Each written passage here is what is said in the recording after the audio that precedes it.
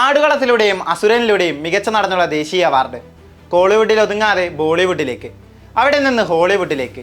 Hollywood ചിത്രം the ഗ്രാമാനിൽ Chris ഇവാൻസിന്റെയും Ryan ഗോസ്ലിംഗിനുമൊപ്പം സുപ്രധാന റോളിൽ ധനുഷ് എത്തിയപ്പോൾ ഇന്ത്യൻ സിനിമയ്ക്ക് തന്നെ അതൊരു അഭിമാന നിമിഷമായി മാറി. ചെന്നുകയറിയിടത്തെല്ലാം തൻ്റെ പാദമുദ്ര പതിപ്പിച്ച വ്യക്തി. അഭിനയത്തിൽ മാത്രമായിരുന്നില്ല ധനുഷ് തൻ്റെ കഴിവ് തെളിയിച്ചത്. ലിറിസിസ്റ്റായി, ഗായകനായി, നിർമ്മാതാവായി, സംവിധായകനായി അവിടെയും വിജയം അയാളെ തേടിയെത്തി. ഇപ്പോഴിതാ തൻ്റെ ഏറ്റവും പുതിയ സിനിമയുമായി ധനുഷ് വീണ്ടും എത്തുകയാണ്. അതും വമ്പൻ സ്റ്റാർ കാസ്റ്റിൽ. തമിഴിൽ നിന്നല്ല, തെലുങ്കിൽ നിന്നാണ് ആ ചിത്രമെന്ന് മാത്രം. ദേശീയ അവാർഡ് ജേതാവ് ശേഖർ കമൂല എഴുതി സംവിധാനം ചെയ്ത കുബേര ജൂൺ 20-നാണ് തിയേറ്ററുകളിൽ എത്തുന്നത്. മലയാളികൾ എക്കാലവും ഏറെ ആസ്വദിച്ചിട്ടുള്ള ഹാപ്പി ഡേയ്സിൻ്റെ സംവിധായകനാണ് ശേഖർ കമൂല. തമിഴ്, തെലുങ്ക്, കന്നഡ, മലയാളം, ഹിന്ദി തുടങ്ങി 5 ഭാഷകളിലായാണ് ചിത്രം പ്രദർശനത്തിനെത്തുന്നത്. നാഗാർജുന, രശ്മിക മന്ദാന തുടങ്ങിയവരും ചിത്രത്തിൽ പ്രധാന വേഷത്തിലെത്തുന്നുണ്ട്. ക്രൈം ഡ്രാമ യോണറിലെത്തുന്ന കുബേരയുടെ ട്രെയിലറിന് ഇതിനോടകം മികച്ച പ്രതികരണമാണ് ലഭിച്ചത്. ഭിക്ഷക്കാരനായാണ് ചിത്രത്തിൽ ധനുഷ് വേഷമിടുന്നത്. ധനുഷിന്റെ 2ാമത്തെ തെലുങ്ക് ചിത്രം കൂടിയാണ് കുബേര. ദുൽഖർ സൽമാന്റെ വേഫറർ ഫിലിംസ് ആണ് ചിത്രം കേരളത്തിൽ വിതരണത്തിനെത്തിക്കുന്നത്. താൻ എഴുതി സംവിധാനം ചെയ്ത രായനാണ് ധനുഷ് പ്രധാന വേഷത്തിലെത്തിയ അവസാന ചിത്രം. വേൾഡ് വൈഡായി ചിത്രം 154 കോടി രൂപ നേടിയെങ്കിലും ഭൂരിഭാഗം പ്രേക്ഷകരെയും ചിത്രം തൃപ്തിപ്പെടുത്തിയിരുന്നില്ല. അതിനു മുൻപ് പുറത്തിറങ്ങിയ ക്യാപ്റ്റൻ മില്ലറിനും അവസ്ഥ സമാനമായിരുന്നു.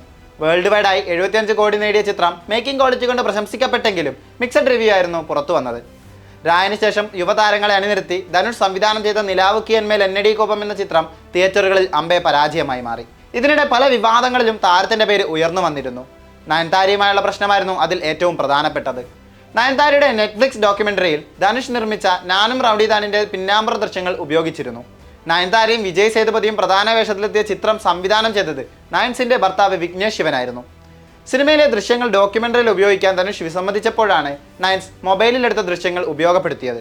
എന്നാൽ ഇതിനു പിന്നാലെ 10 കോടി നഷ്ടപരിഹാരം ആവശ്യപ്പെട്ട് ധനുഷ് നയൻതാരയ്ക്ക് നോട്ടീസ് അയച്ചു. ഇതിനു പിന്നാലെ ധനുഷിനെതിരെ കുറിപ്പുമായി നയൻതാരയും രംഗത്തെത്തിയിരുന്നു. അന്ന് ധനുഷിനെതിരെയും നയൻതാരയ്ക്ക് പിന്തുണയുമായി സിനിമാ മേഖലയിൽ നിന്ന് ഒട്ടേറെ പേർ രംഗത്തെത്തുകയുണ്ടായി. കുബേരയുടെ പ്രീ റിലീസ് ഇവന്റിൽ നടത്തിയ പരാമർശവും ധനുഷിനെതിരെ വിമർശനമായി ഉയർന്നു വരുന്നുണ്ട്. നിങ്ങൾ 150 രൂപ സമ്പാദിക്കുന്നുണ്ടെങ്കിൽ നിങ്ങൾക്ക് 200 രൂപയുടെ പ്രശ്നമുണ്ടാകും. നിങ്ങൾ 1 കോടിയാണ് നേടുന്നതെങ്കിൽ 2 കോടിയുടെ പ്രശ്നങ്ങളുണ്ടാകും. ഇതായിരുന്നു ധനുഷിന്റെ പ്രസ്താവന.